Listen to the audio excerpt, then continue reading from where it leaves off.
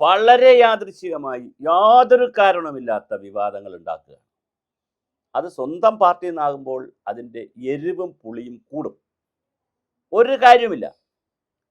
ഒരിക്കൽ ഗോവിന്ദൻ മാഷ് M V Govindan മാഷ് പറഞ്ഞു, കമ്മ്യൂണിസ്റ്റ് പാർട്ടി അല്ല ഇടതുപക്ഷ ഭരണം. ഭരണം വേറെ, പാർട്ടി വേറെ. പാർട്ടി ആഗ്രഹിക്കുന്ന മുഴുവൻ കാര്യവും മുഴുവൻ സംവിധാനവും ഭരണത്തിൽ ഉൾക്കൊള്ളാൻ കഴിയില്ല. കാര്യം ഭരണം ഒരു ബൂർഷ്വാ വ്യവസ്ഥയിൽ നിൽക്കുന്നതാണ്. ജാതിമത വർണ്ണ പരിഗണനകൾ ഉള്ളതാണ്, റിസർവേഷൻ ഉള്ളതാണ്, ഒരുപാട് ഘടകങ്ങളുള്ളതാണ്, മതസംഘടനകളുള്ളതാണ്, ജാതി സംഘടനകൾ, അവർക്കെല്ലാം രാഷ്ട്രീയത്തിൽ പിന്നെ ഘടകകക്ഷികളുണ്ട്, വ്യക്തികളുണ്ട്, പരസ്പരം സഹായിച്ചവരുണ്ടായിരിക്കും. അങ്ങനെ ഒരുപാട് കോംപ്ലിക്കേറ്റഡ് ആയിട്ടുള്ള സങ്കീർണമായ ഒരു പ്രക്രിയയാണ് ഭരണം.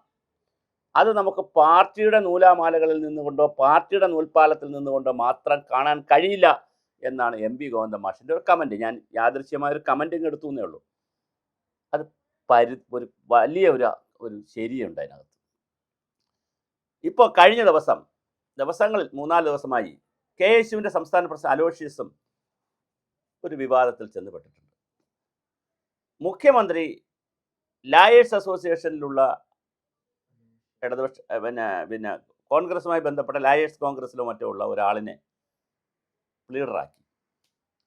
അദ്ദേഹം കോളേജിൽ പഠിക്കുന്ന കാലത്ത് SFI ആയിരുന്നുവെന്നും വലിയ ബഹളം കെ എസ് യുവിനെതിരെ ചെയ്തു എന്നൊക്കെ പറഞ്ഞ് അദ്ദേഹത്തിന് ആക്കരുത് എന്നൊരു ഡിമാൻഡ് അല്ലെങ്കിൽ ഒരു ആവശ്യം അലോഷ്യസിനും സംഘത്തിനുമുണ്ട്. ന്യായമായ ഒരു ആവശ്യം എന്ന് വെക്കാം, ന്യായമാണ്. പക്ഷെ അവർ ആ പ്രതിഷേധം കാണിച്ചത് പരസ്യമായി പറയാതെ, സോഷ്യൽ മീഡിയയിൽ പറയാതെ. സോഷ്യൽ മീഡിയ എന്ന് പറഞ്ഞാൽ തെരുവാണ്, ഇത് സ്ട്രീറ്റാണ്. സ്ട്രീറ്റിൽ കൊണ്ട് വാഴ വെച്ചാൽ എന്താ സംഭവിക്കുക, അല്ലെങ്കിൽ സ്ട്രീറ്റിൽ കൊണ്ട് ചെണ്ടയടിക്കാൻ നിന്ന് എന്താ സംഭവിക്കുക? കണ്ണി കണ്ടവരെല്ലാം കയറി ചെണ്ടയടിച്ചിട്ട് പോകും. സ്ട്രീറ്റിൽ കൊണ്ട് ചെണ്ട കെട്ടിയിട്ട് നമ്മൾ അതിൽ അടിക്കാൻ നിന്നാൽ എല്ലാവരും കയറി അടിക്കും അതിനകത്ത്.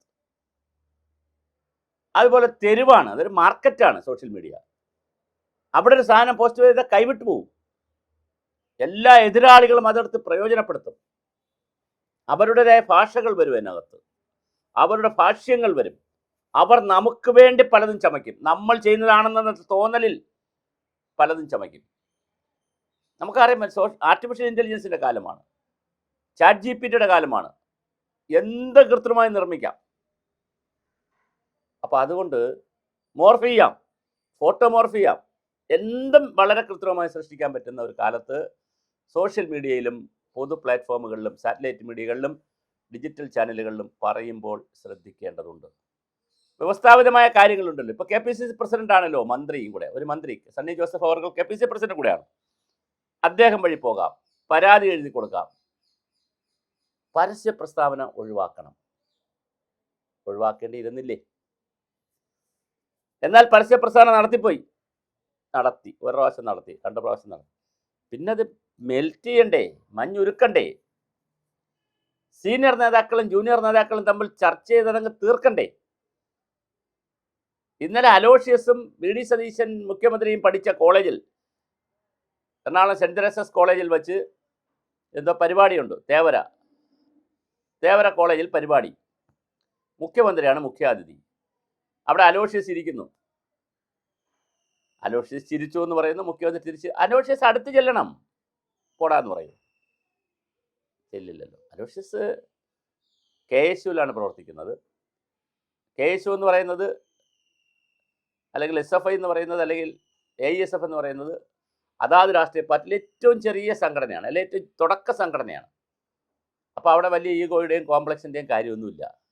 ചെറിയ കുട്ടികളല്ലേ, KSU അല്ലേ. തീർച്ചയായിട്ടും ഉരുകേണ്ട മഞ്ഞ് ഒരുപാട് പേര് അഭിപ്രായം പറഞ്ഞ്, സീനിയർ നേതാക്കൾ അഭിപ്രായം പറഞ്ഞ് ഇത് വഷളാക്കുകയാണ്. ഇവിടുത്തെ ഏറ്റവും വലിയ പ്രശ്നം എന്താണ്? കേരളത്തിലെ വിവാദങ്ങളാണ് നമ്മളെ ഉച്ഛ്വാസവായു. രാവിലെ 2 വിവാദം കിട്ടിയില്ലെങ്കിൽ പല നേതാക്കളും, എല്ലാ പാർട്ടിയിലും, ഞാൻ ഒരു പാർട്ടിയെ പറയുന്നില്ല, പല നേതാക്കളും താൻ ചാനലിൽ വന്ന് എന്തെങ്കിലും 2 കമൻറ്റ് പറഞ്ഞില്ലെങ്കിൽ താൻ ജീവിച്ചിരിക്കുന്നതായി മറ്റുള്ളവർ കരുതിയില്ലെങ്കിലോ, അതുകൊണ്ട് ഞാൻ ജീവിച്ചിരിക്കുന്നു, ഞാനിവിടെ ഉണ്ട് എന്ന് ഉറപ്പ് വരുത്താൻ ചാനലുകളിൽ ബൈറ്റ് അടിക്കുന്ന ഒരുപാട് പേരുണ്ട്. എൻ്റെ ഒന്നും ആവശ്യമില്ല. ചാനൽ അഭിപ്രായം ചോദിച്ചാൽ നോ കമൻറ്റ്സ്, ഇത്ര മനോഹരമായിരിക്കും.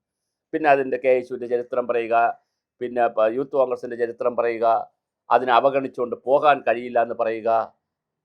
ഇങ്ങനെ വലിയ വലിയ താത്വിക ചർച്ചകളാണ് നടത്തുന്നത്.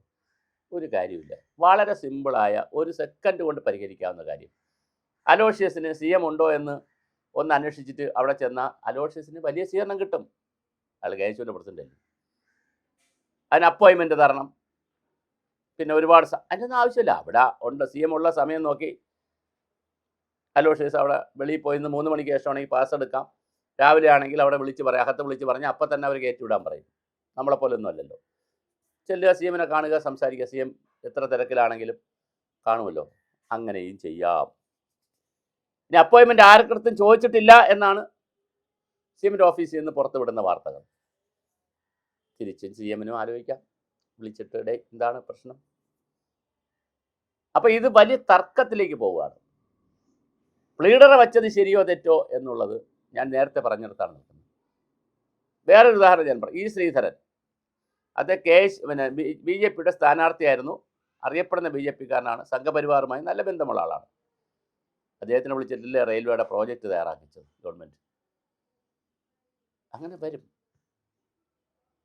സോമനാഥൻ ISROയുടെ ചെയർമാനായിരുന്നു സോമനാഥൻ.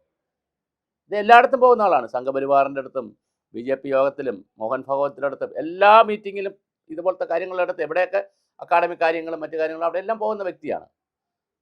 അദ്ദേഹത്തിന് വച്ചില്ലേ. അപ്പോൾ ഭരണം എന്ന് പറയുന്നിടത്ത് ഇങ്ങനെ പല ഘടകങ്ങളും വേണ്ടി വരും. ഒരുപാട് ഘടകങ്ങൾ വേണ്ടി വരും. പരസ്പരമായ സഹായിക്കൽ വേണ്ടി വരും.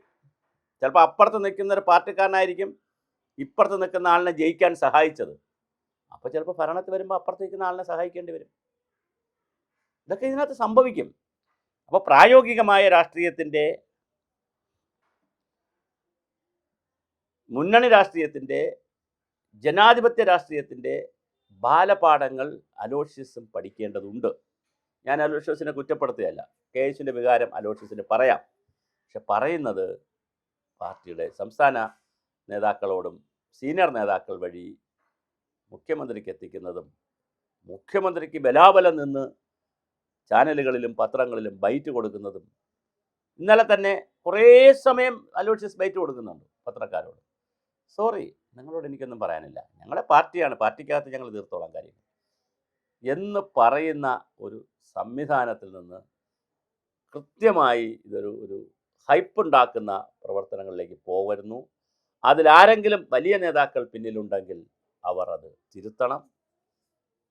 കുട്ടി സഹാക്കളെ ഇറക്കി പാർട്ടി പിടിക്കുന്ന പരിപാടി കമ്മ്യൂണിസ്റ്റ് പാർട്ടിയിൽ വ്യാപകമായുണ്ട്. കോൺഗ്രസിൽ അതിനൊരു സാധ്യതയില്ല. കുട്ടികളെ ഇറക്കിയത് കൊണ്ടൊന്നും ഒരു കഥയുമില്ല. ഇറക്കിയെന്നല്ല ഞാൻ പറയുന്നത്, ഒരു കാരണവശാലും ഇറക്കിയെന്നൊരു അഭിപ്രായം നമുക്കില്ല.